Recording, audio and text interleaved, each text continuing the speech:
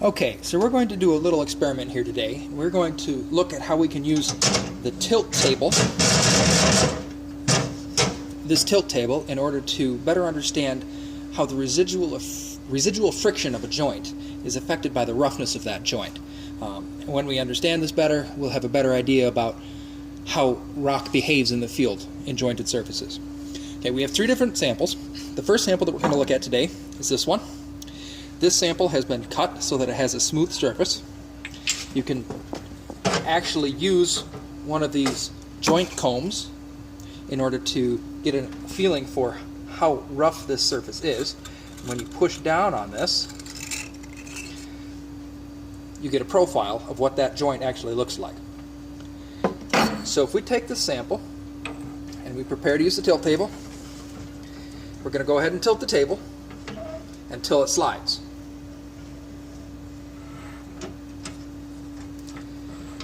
So we can see that at this angle, this joint is no longer capable of holding itself in place. So we're going to set this sample aside for right now.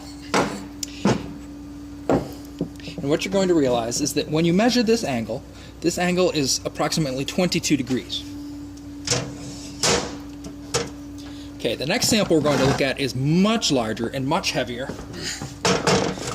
But you have to remember that friction on a surface is more dependent on the coefficient of friction on that surface than it is on the weight of the sample.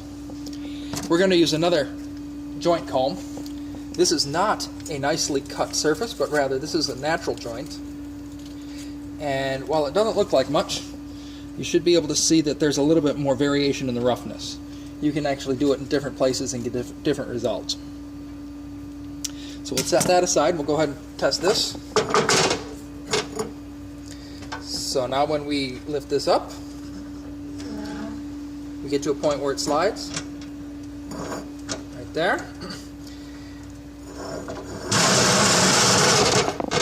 Whoops, doesn't always work. Try it again. There we go, tighten it a little bit harder. Now we're at a place where we know that's sliding. Now this sample,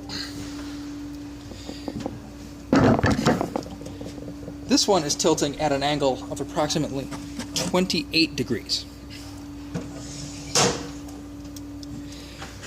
Now our third and final joint is this little guy here. This is another natural joint surface. We're going to use a third profile. And when we measure this, we're going to get that the profile looks something like this. And we'll compare these in a little bit. But just so you can get a feeling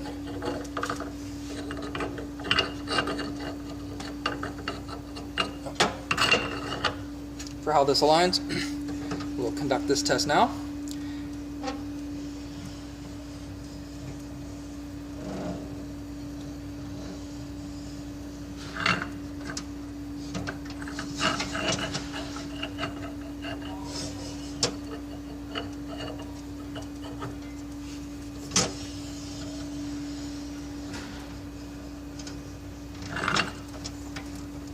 Okay, there we go. So now we've had our three samples. This angle here is actually 47 degrees when you measure it. This angle here is the angle of residual friction, and that's what we use. And then you can have either that on a cut surface or on a natural joint, and they give you different results. If we take just one moment and compare the three joint surfaces from our three samples,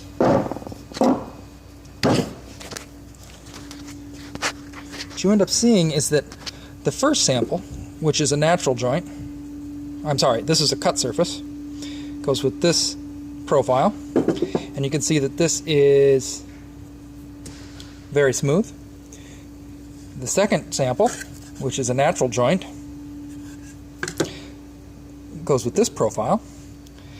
And the third sample, which is with this surface, backwards. This way. This sample, the big one, this sample, the third one. And you can see that the three profiles give you residual friction angles of 22, 28, 27, 28, and 47 degrees.